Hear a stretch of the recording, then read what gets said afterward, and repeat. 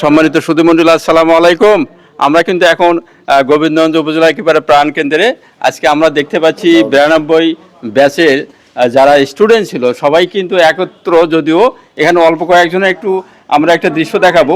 Sir, আজকে প্রথমে আপনাকে যদি বলি, স্যার এখানে আমাদের অ্যারেঞ্জমেন্টটা কি স্যার একটু যদি বলেন। যে আলহামদুলিল্লাহ এসেছি 92 ব্যাচের আয়োজনে আজকের এই কোরআন খতম, দোয়া মাহফিল এবং ইফতার মাহফিলের অনুষ্ঠান হতে যাচ্ছে। আমাদের আসলে মেনু আছে তিহেরি।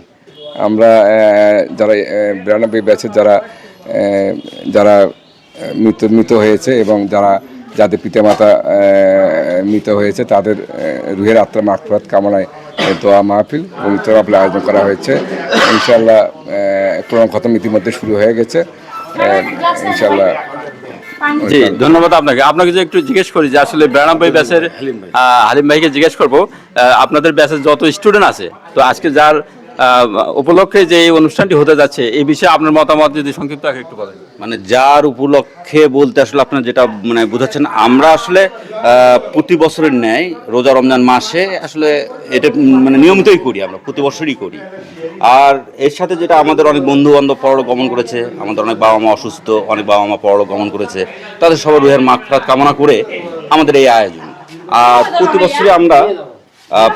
বছরই আমরা মূলত আমরা ইফতার এবং দোয়া মাহফিলের অনুষ্ঠান করি এবং ভবিষ্যতেও এই বছরে নয়, ভবিষ্যতে আমরা যতদিন বেঁচে থাকবো বা আমরা 92 যতদিন থাকবে ততদিন পর্যন্ত আমরা অন্তত যতদিন সুস্থ রাখবে আল্লাহ, ততদিন আমরা এই আজকের ন্যায় ভবিষ্যতেও আমরা এই দিনটা পালন করতে থাকবো। জি, ধন্যবাদ, খুবই সুন্দর। স্যার একটু দেখান থেকে আজকের এই যেটা কি আইটেমটা কি আসলে কি মানে তিহেরি না, তিহেরি অ্যারেঞ্জমেন্ট আছে সবার জন্য। ইফতার অর্থাৎ ইফতারের আর পূর্ব মুহূর্তে গেলে সব ডিস্ট্রিবিউট হবে।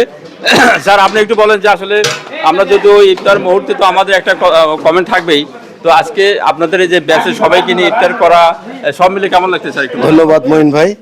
আমরা 92 ব্যাচ, আমরা জানি যে এই গোবিন্দগঞ্জের বিভিন্ন সময়েই আমাদের অনুষ্ঠান হয়ে থাকে। তারপরেও আমাদের বন্ধু বান্ধব মিলে এই যে রমজানের যে ইফতার মাহফিল, আমাদের কিছু বন্ধু হারিয়ে গেছে দুনিয়া থেকে, কিছু পরলোক গমন করেছে এবং যারা বেঁচে আছেন এবং যাদের বাবা মা মারা গেছেন তাদের সৌজন্য আমাদের এই আয়োজন।